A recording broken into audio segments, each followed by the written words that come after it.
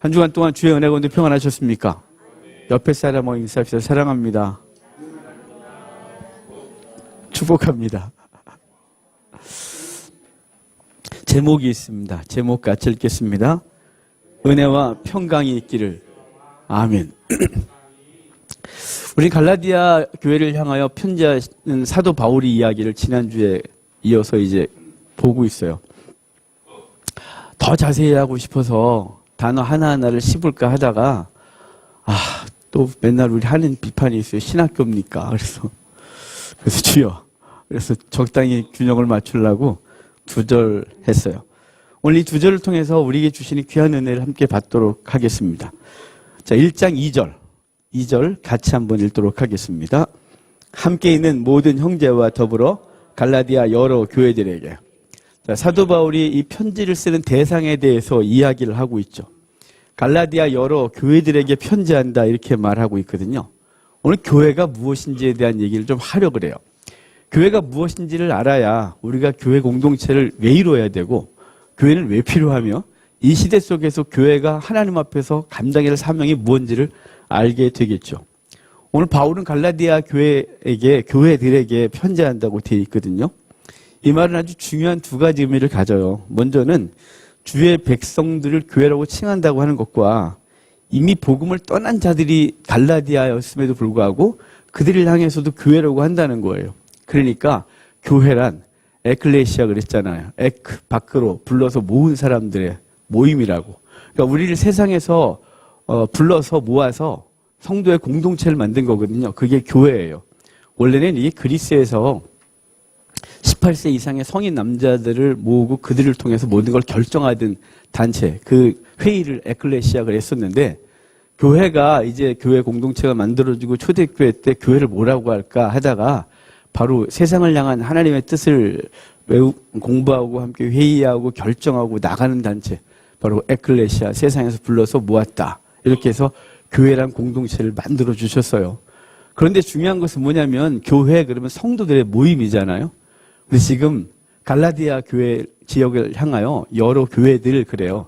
갈라디아 지역에 교회들이 많았거든요. 우린 지금 무슨 교회 있지만 그게 아니고 갈라디아 지역에 흩어져 있는 교회들, 그 교회들에게 이 편지를 쓰고 있습니다.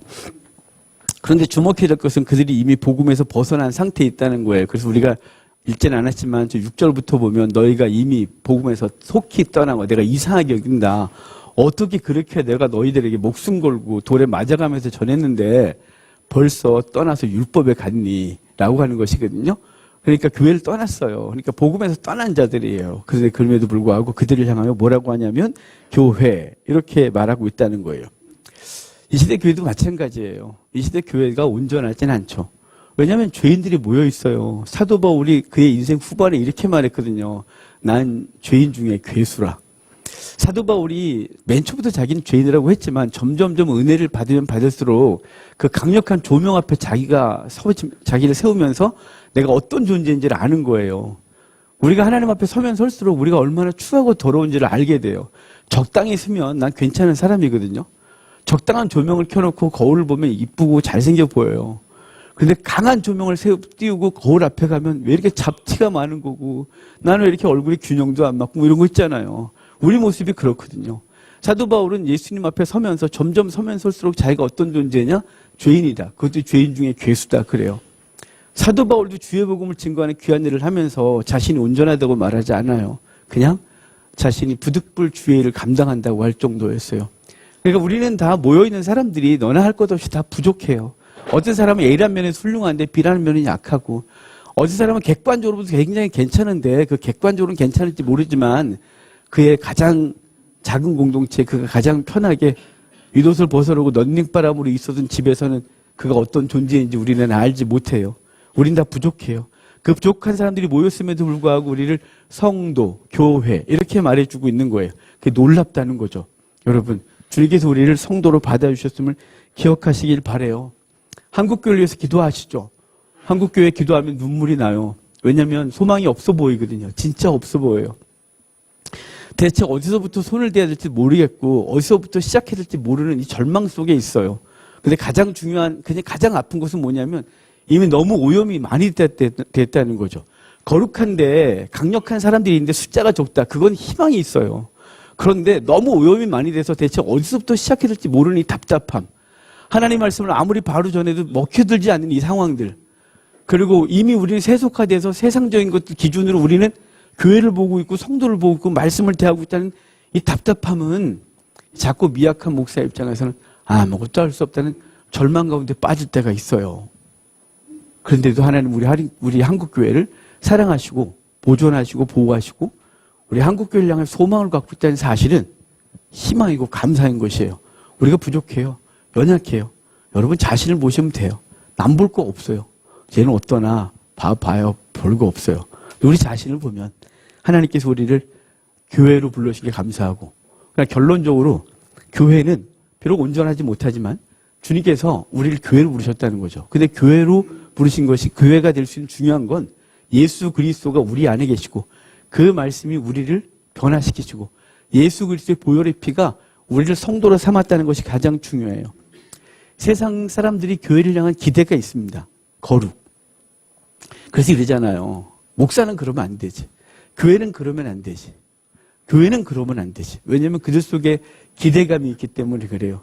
교회를 비난하고 싶어서가 아니라 그래도 너네는 깨끗했으면 좋겠다라고 하는 거죠. 그런데 우리가 그게 안 돼요. 세상의 기준은 윤리 도덕적으로 완벽해야 되고요. 그리고 종교적으로도 무엇인가 그 수행을 많이 쌓아서 어느 경지에 이르러야 된다고 생각을 하는 거죠. 그런데 주님께서 우리 교회를 교회 삼을 때 저와 여러분을 성도 삼을 때 그 기준으로 했으면 저와 여러분은 안 됐어요. 그러니까 세상이 생각하는 기준의 의와 하나님께서 우리에게 허락하신 의가 전혀 다른 의예요. 세상이 생각하는 의는 자주 말씀드리지만 이것은 자생적 의예요. 그리고 능동적 의죠. 자기가 무엇인가 열심히 일어서 이루어진 의예요. 그것으로 의로웠다고 생각하거든요. 근데 교회는 그 시작과 기초가 수동적 의예요. 예수님께서 의를 주입해 주셔야 의로워진 거예요.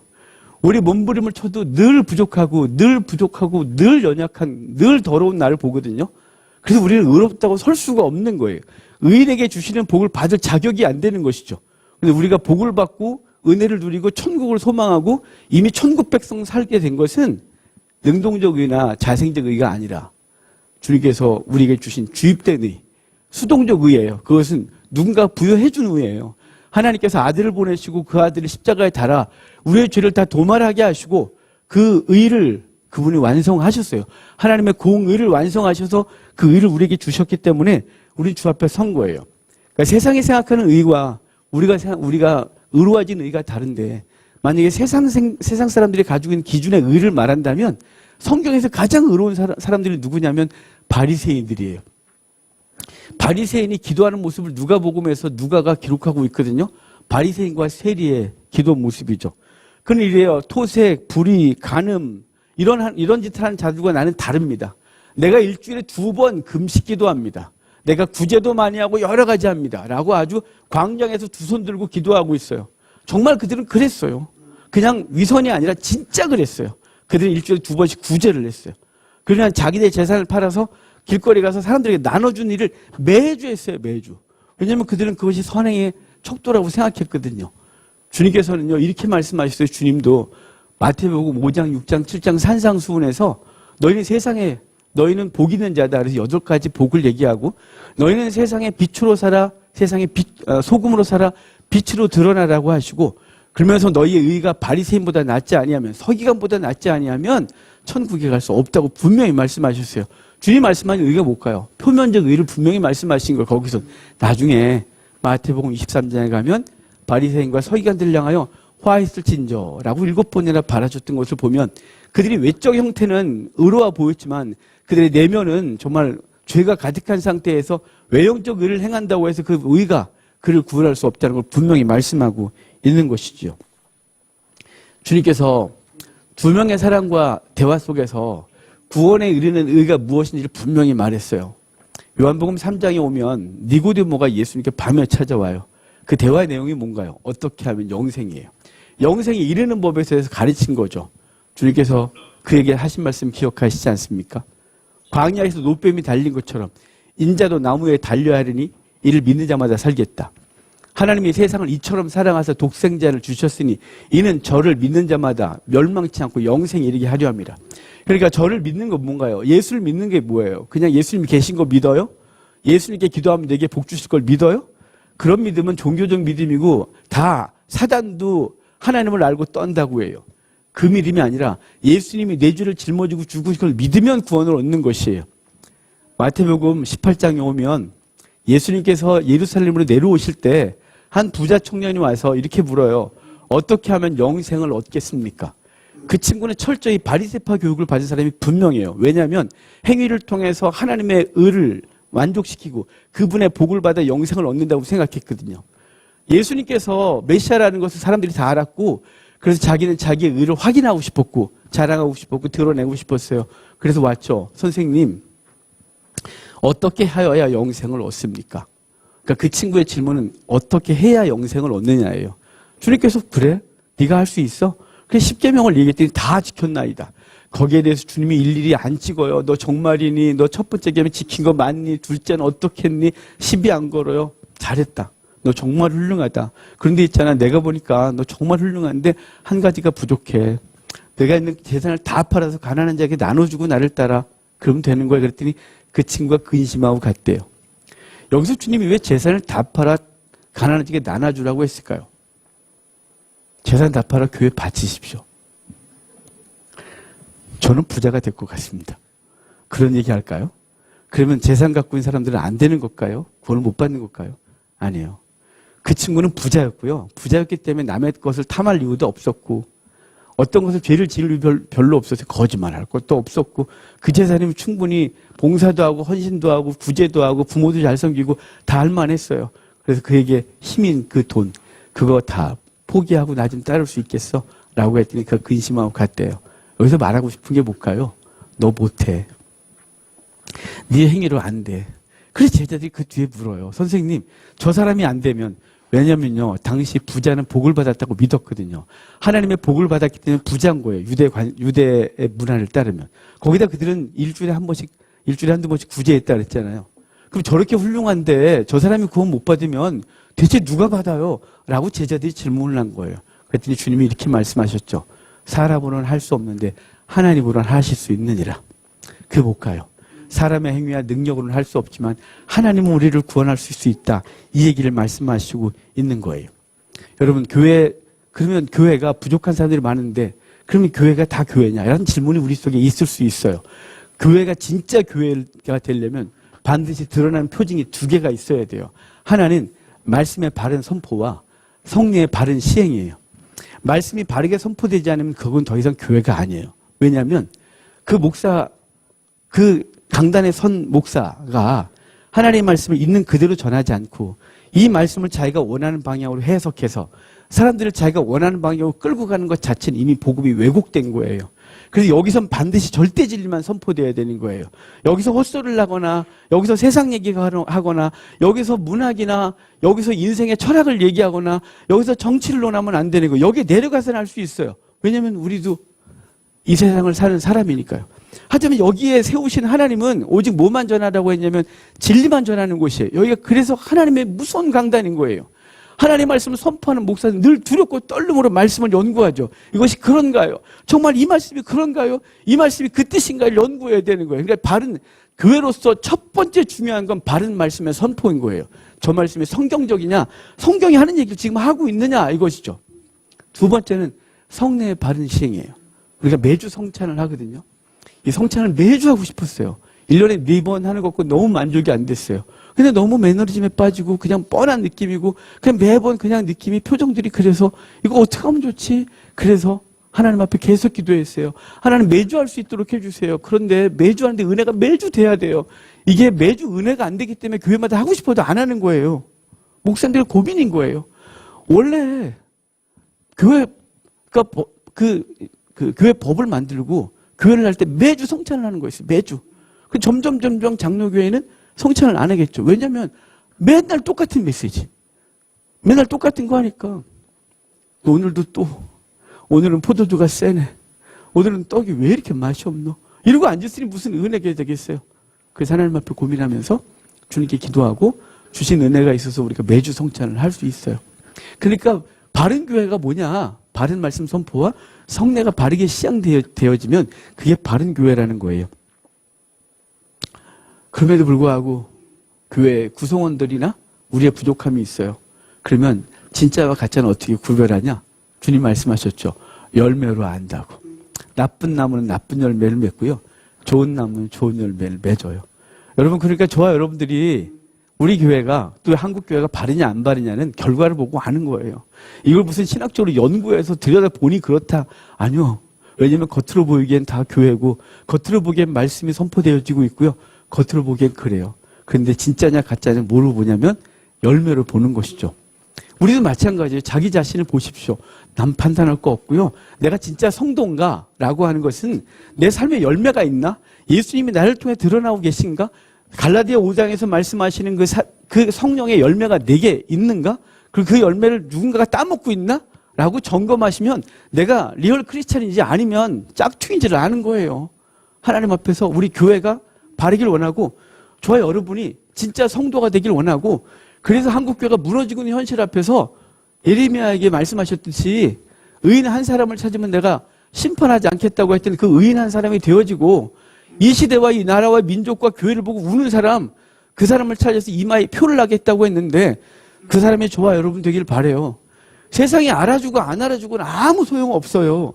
옛날엔 규모가 세상에서 말할 수 있는 자격이라고 생각했어요. 예전에 교회 그 크기가 사람 숫자가 힘이라고 생각했어요. 그래서 한때 기도한 건 저에게 힘 좀 줘요.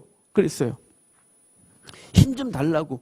사람 좀 붙여달라고 그랬는데 세상이 한마디 하게 하나님이 안 주시더라고요. 그런데 제가 깨달은 게 있어요. 그것으로 세상에 외쳐야 세상 꿈쩍도 안 한다는 걸. 세상이 보길 원하는 것은 저와 여러분이 하나님이 우리 속에 드러나는 걸 보길 원하는 거예요. 우리 가족 구성원들이 우리를 통하여 왜 주님을 안 믿는 줄 아세요? 속으로는 아빠나 잘해, 엄마나 잘해. 왜 그런 줄 아세요? 우리가 세상 속에서 가정에서 성도답지 못하기 때문에 그런 거예요. 너무 불편하죠, 이런 얘기를 듣는 게. 하지만 제가 하는 저도 부담스럽고요. 우리 아이들이 저를 계속 보고 있다는 건 늘 불편한 얘기예요. 하지만 그 불편함을 감수하지 아니하면 우리는 성도답지 않게 되는 거예요. 여러분, 결론적으로 이 땅의 교회는 불완전해요. 구성원들이 불완전해요. 하지만 우리가 교회라고 불림받고 주님이 교회를 인정하시는 것은 우리 안에 주님이 거하시고 주님의 피값으로 우리를 사셨고 바른 말씀이 선포되어지고 우리가 하나님을 매일매일 기억하고 살아가고 있는 거룩한 공동체로서의 삶을 노력하고 애쓰고 몸부림친다는 것이에요. 그래서 저와 여러분은 교회에 지금 있는 것이에요. 그 교회들을 향하여 주님께서 말씀하시는 그 다음 절을 좀 볼까요? 3절입니다. 3절 같이 읽겠습니다. 우리 하나님 아버지와 주 예수 그리스도로부터 은혜와 평강이 있기를 원하노라. 지금 바울은 우리 하나님 아버지와 주 예수 그리스도로부터 은혜와 평강이 너에 있기를 원하노라 그래요. 주중에는 우리 하나님 아버지 하나씩 하나씩을 다 생각했어요. 이게 얼마나 놀라운 은혜가 있는지. 우리가 우리라는 말을 쓸 때는요, 서로 동료고 인정하는 거잖아요. 하나님이 어떤 존재며, 우리가 아버지라고 부를 때 그 감각은 어떤 것이며, 이런 거 하고 싶었는데, 다음에 해도 충분히 할 것 같아서, 그거 좀 내려놓고, 여기 은혜와 평강에 대한 얘기를 좀 하려고 그래요. 은혜와 평강, 사도 바울을 비롯해서 모든 사도들이 인사말이나, 그리고 말 속에서 항상 하는 거예요. 가장 중요했거든요. 은혜와 평강이요. 사실은 은혜와 평강은, 이 평강은 히브리인들이 추구했던 것이에요. 샬롬. 그 은혜는요, 그 그리스 사람들이 추구했던 인사말 중에 하나예요. 그리스 사람들은 은혜를, 그리고 히브리 사람들은 샬롬을. 그런데 교회 안으로 이게 쑥 들어오면서 이게 놀라운 관계성을 갖게 돼요. 은혜, 먼저 볼까요? 은혜는요, 헬라어로 카리스 그래요.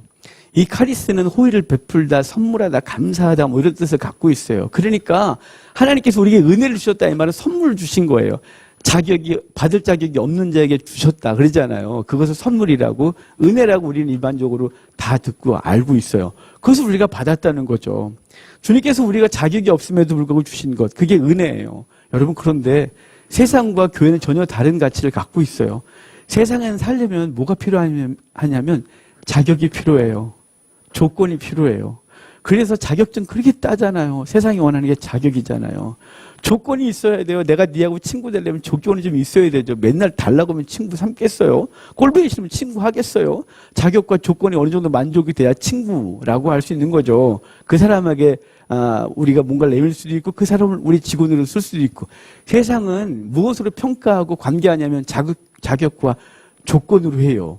그런데 주님이 우리와 관계할 때는 자격과 조건을 전혀 따지지 않으세요. 만약에 자격과 조건을 따졌다면 좋아요. 여러분 여기 없어요. 나는 있을만 한데 할렐루야요. 그런 분들은 너무 고맙고 감사해요. 의롭게 사셨으니까요. 하지만 우리 자신을 보면 그 광명한 하나님의 강력한 빛 앞에 우리가 서면 우리는 자격과 조건이 없다는 걸 그냥 인정할 수밖에 없어요. 자격과 조건이 안 되는데 주님께서 우리에게 주신 게 은혜인 것이에요. 그래서 율법도 자격을 찾고요. 세상도 자격을 찾아요. 우리 출애굽기 19장 제가 자주 하는 말씀이죠. 주님께서 이스라엘 백성을 애굽에서 끄집어내서 시내산에 올린 다음에 관계를 맺기를 해요. 얘들아, 내가 너희를 애굽에서 독수리로 날개로 업어오듯이 내가 너희를 여기까지 업어왔다. 나는 너희 하나님이 될 거야. 너는 내 백성 나의 제사장 나라가 되자. 그런데 조건이 있다. 내가 하는 말을 지켜 행하면 난 너의 하나님이 되고 넌 내 백성이 되는 거야. 오케이? 그래서 오케이 그랬고 24장에서 피를 뿌려 언약해요. 율법은 조건이에요. 율법은 그 조건이 만족되지 않으면 죽는 거예요. 그래서 그 죽음을 면하게 하기 위하여 주님은 성막제도를 만들었다 그랬잖아요. 세상은 자격과 조건을 요구해요. 하지만 하나님은 우리에게 그걸 요구하지 않아요. 왜냐하면 창세기 9장을 보면 그들을 다 멸한 이후에 노아 홍수 이후에 그들이 제단을 쌓고 하나님 앞에 기도할 때 내가 다시는 사람으로 말미암아 세상을 심판하지 않겠다. 왜냐하면 인간은 날 때부터 악하기 때문이다. 라고 말해서 인간은 날 때부터 악한데 걔네들한테 조건과 기준을 찾아봐야 자격을 찾아봐야 아무것도 없다는 것이죠. 그래서 주님께서는 우리에게 주신 게 은혜예요. 은혜. 은혜란 우리 헬라어는 카리스 그랬는데요. 히브리어는 하난 그래요.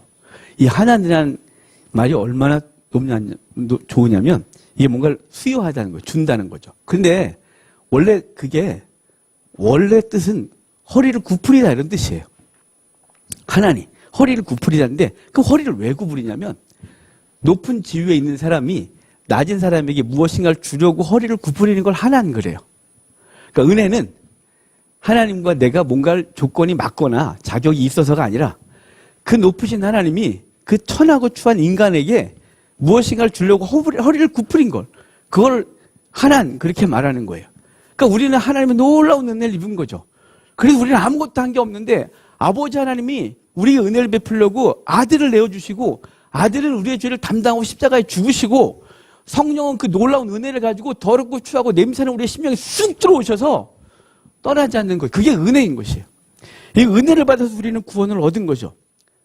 하나님이 우리를 구원하실 때 과거에 너가 굉장한 사람이었어 그래서 건지거나 오늘 지금 당장 그 주 앞에서 뭔가 충성하거나 대단한 일을 해서거나 미래에 우리가 하나님 앞에 훌륭한 사람이 될 거라는 가능성이 있어서 구원하신 것이 아니라 그냥 아무 조건 없는데 그 사랑하셔서 그 사랑 때문에 베푸신 은혜 그것인 거예요. 우리는 받은 것이 은혜이기 때문에 주 앞에 아무것도 내세울 게 없어요. 아니 내가 뭘 잘해서 얻은 거래 공로가 되고 그 공로가 있어야 면류관을 당당히 받아 쓰고 그거 면류관 자랑하고 다니죠. 내가 했다고. 그런데 우리가 구원받은 구원의 은혜는 내가 한 게 아니에요. 한계가 없어요. 구원받고 나서도 우리는 매일 비슷해요. 매일 세상에 시달리고 세상 것 우리도 같이 추구하고 예수님의 이름을 불러 주님의 영광을 위해 나는 어떻게 살까요가 아니라 예수님의 이름을 불러 내가 원하는 것을 얻어내는데 그게 최고의 관심이고 우리는 정말 하나님 앞에 어떻게 이렇게 소망 없는 존재처럼 되는지를 알 수가 없어요. 그럼에도 불구하고 구원을 취소하지 않으신 하나님의 은혜는 우리에게 영원하고 그래서 주 앞에 섰을 때 면류관 벗어드리는 거예요. 이거 내가 한 게 아니에요. 주님이 하셨어요. 라고 말씀할 수 있는 것이죠. 여러분, 일하는 자는요, 무엇인가를 받으면 그것을 자기의 보상으로 여겨요. 로마서 4장에서 한 말이거든요. 그런데 우리가 받은 것이 내가 뭘 해서 얻은 것이 아니라서 은혜라고 말하는 거예요. 여러분, 이 은혜가 율법을 지켜서 받은 것이 아님을 로마서에서 아브라함을 통해 얘기하거든요. 아브라함이요. 의롭다 인정함을 받은 것이 무엇인가 해서가 아니에요. 창세기 17장에서 할례를 행했고요. 22장에서 아들을 바치면서 됐다. 네가 나를 사랑하는 걸 이제 알았다 그래요. 그런데 그 전에 할례 받아서 의로워진 것도 아니고 아들 바치는 그 어마어마한 믿음을 보였더니 의로워진 것도 아니고 그 앞에, 그 훨씬 앞에 15장에서 내가 네 몸에서 날짜를 상속자가 되어야 할게. 네 몸에서 날짜가 상속자가 될 거야. 그랬더니 아브라함이 믿었어요. 그랬더니 그 믿음을 그의 의로 여겼다 그래요. 의로 여김 받은 자가 할례 행했고요. 그 거룩한 삶을 40년 동안 살다 보니까 그러고 나니까 믿음으로 인정을 받게 되는 존재가 된 거예요. 믿음으로 살았더니 인정받은 게 아니라 여러분 그러므로 우리는 예수 그리스도의 은혜로 구원을 받았다는 사실을 절대로 잊으면 안 돼요. 그 다음에 평강이죠. 은혜와 평강 그러는데요. 아까 은혜는 그리스 사람들의 인사말이라고 했잖아요. 평강은 히브리 사람들의 인사말이라고. 근데 사도들은 그걸 두 개를 싹 믹싱해요. 그래서 은혜와 평강을 무지하게 말하거든요. 그런데 사실은 은혜가 있어야 평강이 있는 건 중요한 거예요. 은혜의 결과물이 평강인 거예요. 하나님의 은혜가 없으면 진정한 평강이 없어요. 여러분 세상이 주는 평강은 어떻습니까? 여러분 뭐가 어떻게 됐을 때 평안해요? 돈 좀 많아지면 평안하지 않아요? 전 평안하던데. 통장에 잔고가 꽉 차면 마음이 편안해지는 거 있잖아요. 내가 원하는 어떤 위치에 서면 이제 내 인생 다 됐다 싶고 행복하잖아요. 자기가 대단해 보이기도 하거든요. 우리의 자녀들이 뭔가 대단한 일 이루면 막 자랑하고 싶고 평안해요. 평안을 넘어서 막 행복한 거죠. 우리는요, 세상에서 주는 평안은 어떤 조건이 만족되면 평안이 오는 거예요. 근데 세상에 주는 평안은 내가 주는 평안과 같지 않다고 주님이 요한복음에서 말씀하셨거든요. 그럼 세상에 주는 평안과 주님이 주는 평안은 뭐냐? 세상에 주는 평안은요, 조건이 만족되면 평안해져요. 근데 신기한 건요, 세상의 조건은 언제든지 질리기도 하고 사라지기도 하거든요. 좋은 차를 사면요, 한 2달 행복해요. 그 세차 냄새가 행복하게 해주잖아요. 막 이러면. 근데 여기저기 긁기 시작하고 한 1년 지나면 바꾸고 싶어요. 그 인간이죠. 새 집에 가면 막 너무 좋아요. 그냥 2달 지나면 왜 이렇게 좁아진 거예요? 이 세상 건 낡아지고 쇠해지고요. 사라져요. 그것이 사라질 때 그들이 갖고 있던 평강도 함께 사라지는 거예요. 그렇지만 주님께서 주신 평강은 영원하거든요. 왜냐하면 주님이 영원하기 때문에 그 주님께 붙어서 그로부터 어떤 평강이 영원한 거예요. 그래서 내가 주는 평안은 세상에 주는 것과 같지 아니하다 그래요. 그러면서 그 말씀을 하실 때 뭐랬냐면 너희는 세상에서 박해를 받겠다 그래요. 아니 이게 어떻게 같이 가는 얘기예요? 박해와 평안이 같이 갈 수 있는 얘기예요? 박해하면 두렵죠. 그런데 이것은 성도에게만 있는 유일한 모습이에요. 어려움이 있는데 평안하대요. 밥을 굶고 있는데 평안하대요. 지금 당장 무엇인가 할 수 있는 능력이 내게는 없는데 주님께 주는 평강이 있대요. 그래서 사도 바울이 유언을 한 게 디모데후서거든요. 사용험도를 받고 죽음을 앞두고 쓴 게 디모데후서예요. 그 디모데후서를 쓸 때 내가 생명의 약속을 받고 내가 사도가 됐다고 말하면서 디모데의 그 두려워할 디모데를 향하여 두려워하지 말아요. 두려워하지 마라. 그러면서 복음과 함께 박해를, 복음과 함께 고난을 당한다고 분명히 말하면서 내게 하나님께서 면류관, 의의 면류관을 예비하셨는데 나만이 아니라 이 길을 따라하는 모든 자에게 도라고 하면서 그는 그 달려갈 길을 마치고 평안한 모습, 사형온도를 받고 죽음을 기다리고 있는 사람이 쓴 글이라고 믿어지지 않는 평강이 그 속에 있어요. 여러분, 이게 세상이 줄 수 없는 평강입니다. 여러분, 이 평강이 저와 여러분 가운데 있기를 바라요. 그래서 비록 우리가 이 땅에 살면서 때로는 가난하기도 하고요. 때로는 어려움도 있거든요. 때로는 내가 추구하던 삶의 방향으로 가지 않고 엉뚱한 데로 갈 때가 있어요. 잘 나갈 것 같았던 내 삶이 갑자기 무너지고요. 그럼 사람들은 그 무너진 것 때문에 절망하고 극단의 선택을 하는 어리석음을 결정하거든요. 근데 성도는 그럴 수 없어요. 왜냐하면 그것들은 언제나 유한하고 쇠하고 낡아진다는 걸 너무 잘 알아요. 그리고 영원하신 주님이 내 소망이시고 그 속에서도 주님은 나와 함께 하시고 내게 또 다른 삶의 열매들을 허락하시기 위하여 그 시간들을 허락했다는 이 섭리의 눈으로 보기 때문에 저와 여러분들은 은혜와 평강이 영원한 거죠. 여러분, 근데 하나 더 알아야 될 게 있어요. 이 평강이라는 단어는 그냥 상태적 단어가 아니에요. 상태적이라는 게 그냥 평안한 상태를 말하는 게 아니라고요.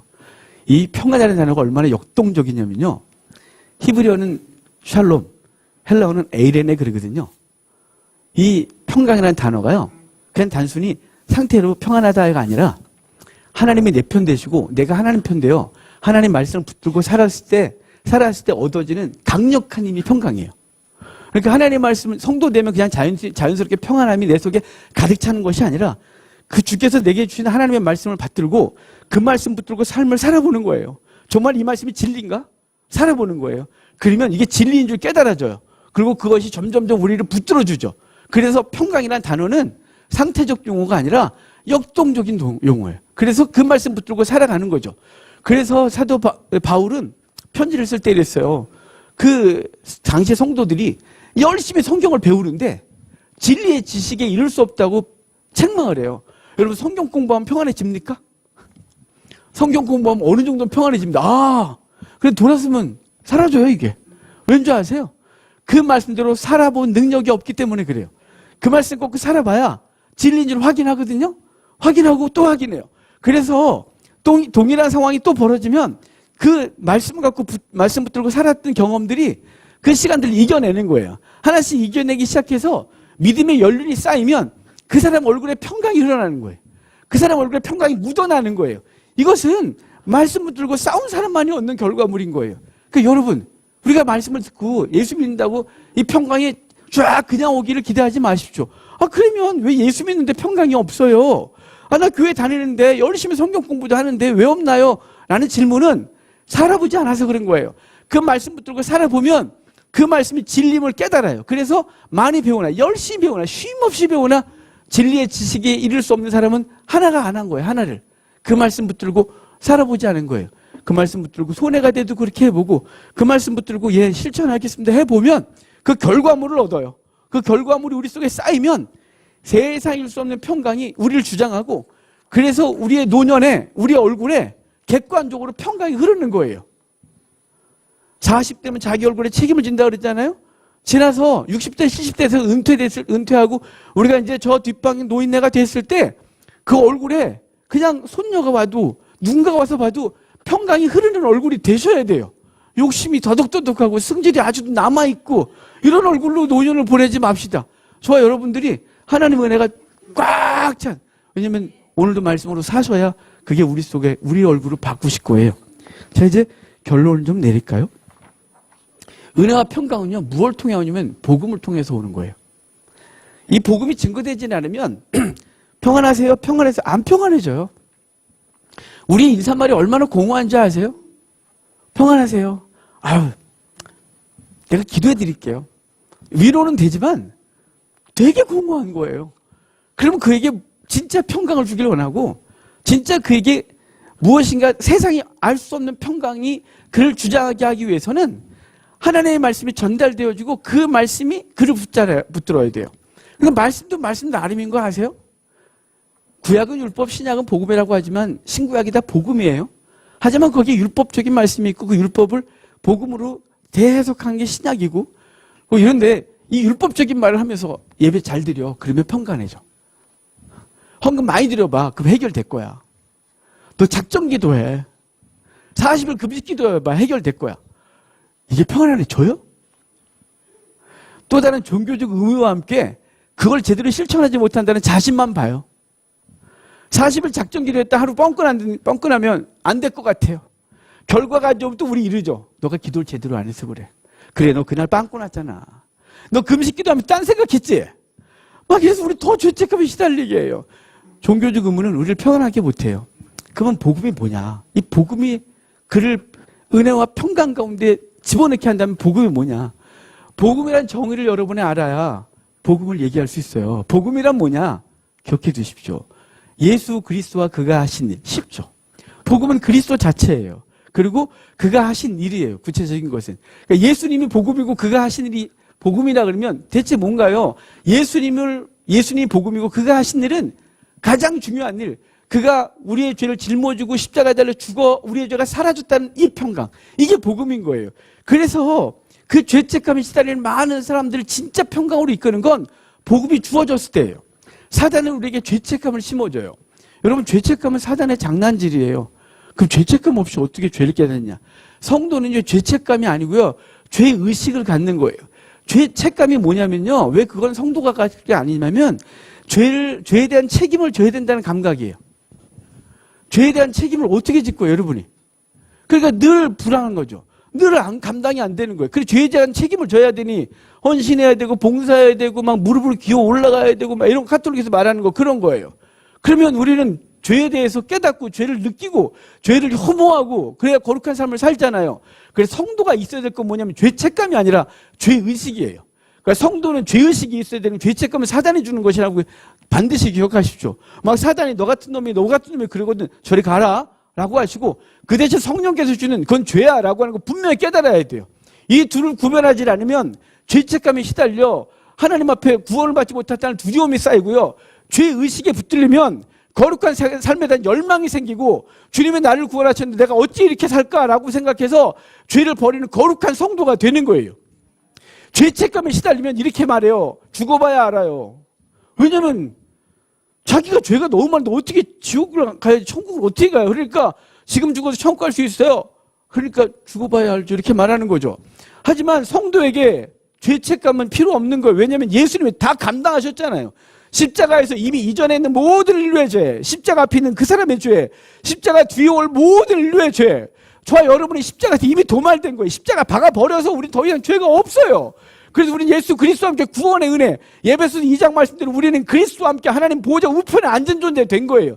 우리 이 땅에 살지만 천국에 사는 존재로 우리의 신분은 하늘에 있다 이렇게 분명히 말하고 있는 거예요. 그런데 그럼에도 불구하고 우리는 죄에 연약해요. 그러나 죄책감이 아니라 죄의식은 강력하게 가지셔야 돼요. 죄에 대해서 혐오하셔야 돼요. 그게 복음이 있는 사람들의 모습인 거예요. 교회가 왜 이렇게 더러워졌냐면 죄의식을 다 까먹어버렸어요. 그러니까 복음을 싸구려로 받아서 예수 그리스도가 내 죄를 사하셨으니 난 괜찮아 라고 했던 당시 영지주의자들처럼 믿으면 무슨 짓을 해도 괜찮다고 했던 당시 영지주의자들, 저 구원파 사람들처럼 우리 이 땅의 교회가 복음과 복음의 능력을 잘못 헷갈려서 복음은 예수 그리스도의 은혜로 구원받는 거 오케이. 하지만 그 복음의 능력이 오면 죄를 혐오하고 죄를 끊어내는 능력이 우리 속에 생기는 거예요. 그걸 싫어하는 능력이 생기는 거예요. 그래서 죄를 지면 자신이 혐오스럽고 싫고 괴롭고 어찌하면 좋을까 싶고 옷을 찢고 하나님 앞에서 거룩한 삶을 사모하게 되는 거예요.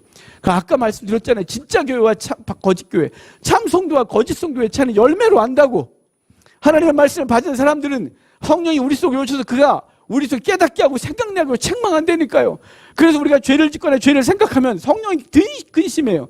그 로마서 말씀대로 성령께서 우리 속에 탄식으로 기도한다 그랬잖아요. 그의 감동, 그의 느낌이 우리 속에 살아나는 거예요. 그래서 이전에 죄를 아무렇게나 짓던 우리들이 그 죄에 대해서 하나씩 끊어내는 거예요. 또 넘어졌지만 다시 일어나서 주여 어찌하면 좋을까를 몸부림을 치는 거예요. 그게 은혜와 평강을 받은 사람들, 복음을 통하여 그 복음이 준 은혜, 그 은혜가 우리를 평강하게 한 사람들의 삶의 열매는 뭐냐면 기꺼이 주를 위해 사는 거예요. 죄를 끊어내는 거예요. 심지어 죄를 혐오하는 거예요. 자기 속에 있는 그 죄를 혐오하고 꼴보기 싫어하고 어쩜 이걸 끊어낼까 싶은 이 답답함으로 하나님 앞에 무릎 꿇고 기도하는 거예요. 우리의 금식 기도는 뭘 달라고 하는 것이 아니라 하나님의 뜻을 분별하여 알고 그 뜻을 준행하기 위하여 나를 쳐서 복종시키는 것, 그게 금식 기도의 목적인 거예요. 여러분, 이게 우리 속에 살아나길 바라고 올 한 해 우리 속에 은혜와 평강이 가득하기 위해서는 복음이 무엇인지 그 복음의 능력이 우리 속에 있기를 바라요. 우리를 구원하신 능력을 넘어서서 우리를 거룩한 사람이 되게 하는 이 삶의 능력이 우리 속에 넘쳐나고 그래서 하나님이 기뻐하시는 거룩한 은혜가 있기를 바랍니다. 사도 바울이 그래서 죽음을 향해 달려가는 3차 전도에 끝나고 예루살렘에 잡힐 걸 알면서도 가는 그가 하는 말이 뭐냐면 복음의 증언을 마치려 하는 일을 이 복음의 증언을 마치려 하는 일을 감당할 때는 내 생명조차 조금 더 귀한 것으로 여기지 아니하겠다고 한 이 바울의 결단이 있는 것입니다. 여러분, 올해 한국교회 다시 살려내는데 조금이라도 우리의 삶을 드립시다. 아무도 알아주지 않아요. 여러분들이 몸부림친다고 세상이 우와 안 알아줄 거예요. 제가 여기 강단에서 울고 한국교회를 살려달라고 그 오랫동안 기도해 누가 아무도 알아주지 않아요. 그런데 주님이 보고 계시다고 믿어요.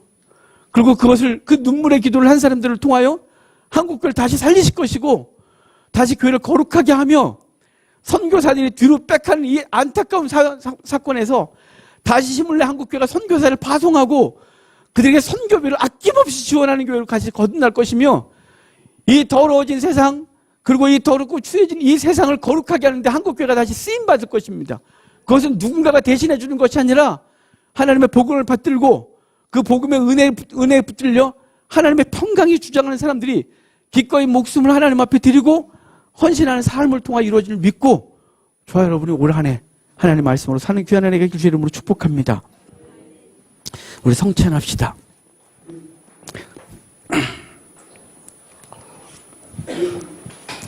찬송가 317장 찬양입니다. 찬송가 317장 찬양합시다.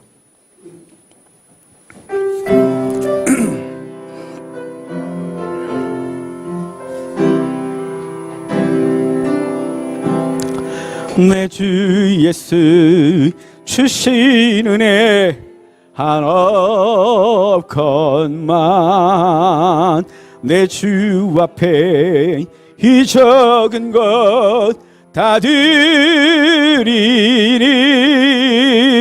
주 예수여 내 정성을 받으소서. 주 날 위해 보배로운 피 흘리사 그 귀하신 생명까지 다 주시니 내 천한 몸이 생명을 왜 아끼랴. 주 예수께 비친 것이 주님, 나 주 위에 드린 것은 참 적으니 내 천한 몸 내 생명을 맹음소서. 날 위하여 십자가에 피 흘리신 주 예수의 은혜로서 인치시고 내 모든 것 주의 소유 삼으소서. 주 날 위해 그 귀하신 몸보리 이 내 몸을 핏값으로 사셨으니 내 생명도 주 예수께 바치니다. 아멘. 하나님의 말씀 같이 보겠습니다. 요한계시록 7장 13절 14절 보겠습니다. 요한계시록 7장 13절 14절입니다. 제가 읽어드리겠습니다. 장로 중 하나가 응답하여 나에게 이르되 이 흰옷 입은 자들이 누구며 또 어디서 왔느냐. 내가 말하기를 내 주여 당신이 아시나이다 하니 그가 나에게 이르되 이는 큰 환난에서 나오는 자들인데 어린 양과 피에 그 옷을 씻어 희게 하였느니라. 아멘. 요한은 구원받은 자들에 대하여 얘기합니다. 각 지파별로 1만 2천씩 결과적으로 총 14만 4천이 구원받았다고 하고, 그 얘기를 요한이 듣고 돌아보니 셀 수 없는 허다한 무리가 있었습니다. 그들은 손에 종려가지를 들고 하나님을 찬송했습니다. 보좌에 앉으시니와 어린 양께 찬송을 드리고 우리를 구원하신 은혜에 감사했습니다. 요한은 그 장면 보면서 너무 감동스러웠어요. 반모섬에서 채석장에서 노역을 감당하고 그 박해받는 에베소 교회와 초대교회를 기도하던 요한은 주님께서 구원하시는 그 일이 쉼없고 그리고 어마어마한 사람들 구원하셨구나 라고 감동받고 있는데 장로 중 한 분이 이렇게 물어요. 요한아, 쟤네들은 어디서 왔어? 그랬더니 요한이 그러죠. 몰라요. 주님이 아시잖아요. 그리고 그 장로님이 아시잖아요. 장로가 대답을 해줘요. 저 사람들은 큰 환난에서 나온 자들인데 그 옷을 어린 양의 피로 빤 자다, 씻었다 그렇게 말해요. 여러분, 구원받은 저와 여러분들이 그 옷을, 우리의 옷을, 의의 옷은 내가 만들어 입은 것이 아니고요. 저주에 가면 그 옷을 입도록 허락했다 그래요.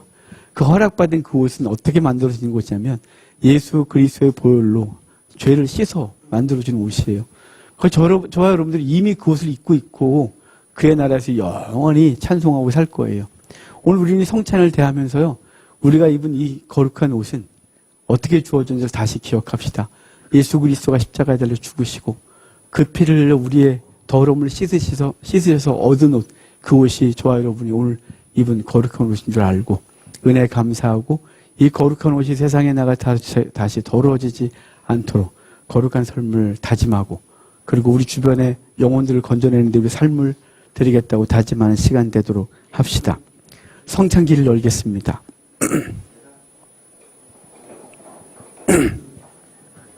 이 떡은 예수 그리스도를 의미합니다.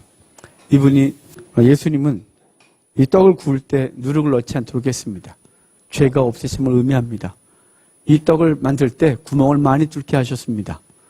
그들은 아무것도 모르고 구멍을 계속 뚫고 있지만 이 구멍을 뚫은 것은 예수 그리스도가 우리를 위하여 십자가에 달리시고 옆구리에 찔린 것을 말씀합니다. 이것을 먹을 때는 주인이 손님들에게, 가장이 가족들에게 뜯어주어 먹게 했습니다. 함부로 먹을 수 없었습니다.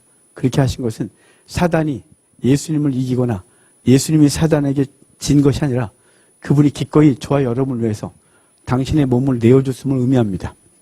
오늘 이 성찬을 떡을 대하면서 그리스도가 우리를 위하여 당신의 몸을 내어주신 것을 기억하고 우리도 삶으로 돌아가 주님께서 원하시는 삶에 우리의 몸을 드리는 귀한 삶이 있기를 다짐하고 기도하고 은혜를 구하는 시간 되도록 합시다.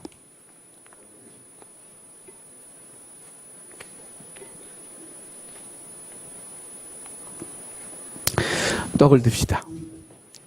하나님 앞에 이렇게 기도합시다. 주님, 나 같은 것 위해 당신의 몸을 주셨는데 주님, 제 몸도 주님이 원하시는 삶을 위해 드리겠습니다. 가정에서, 우리의 직장에서 주님이 원하시는 삶을 위해 내 몸 드리겠습니다.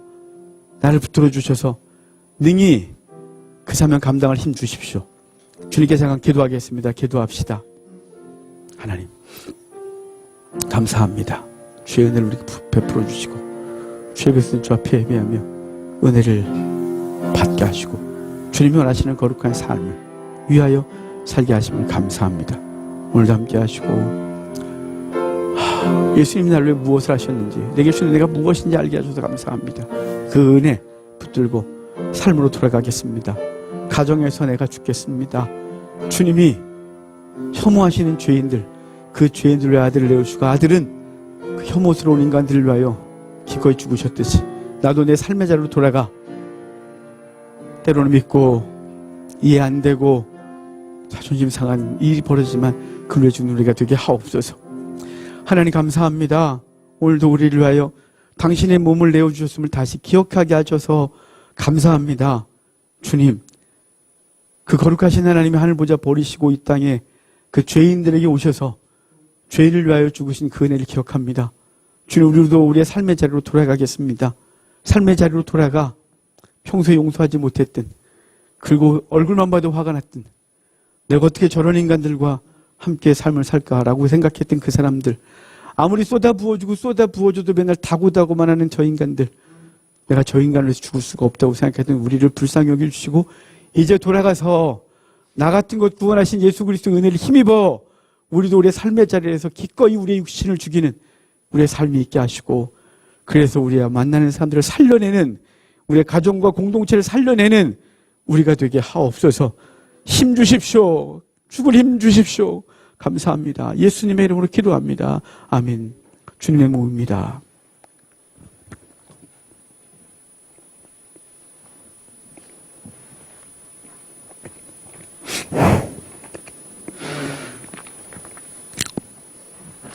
주님은 식후에 잔을 가지시고 우리에게 주시면서 이것은 내가 너를 위하여 흘리는 피 곧 언약의 피다 하셨습니다.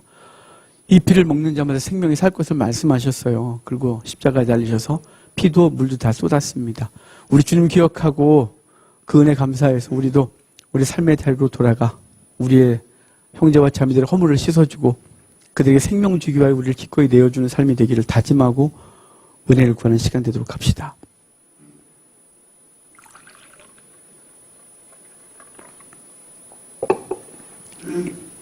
잔을 드시겠습니다. 그리고 기도합시다.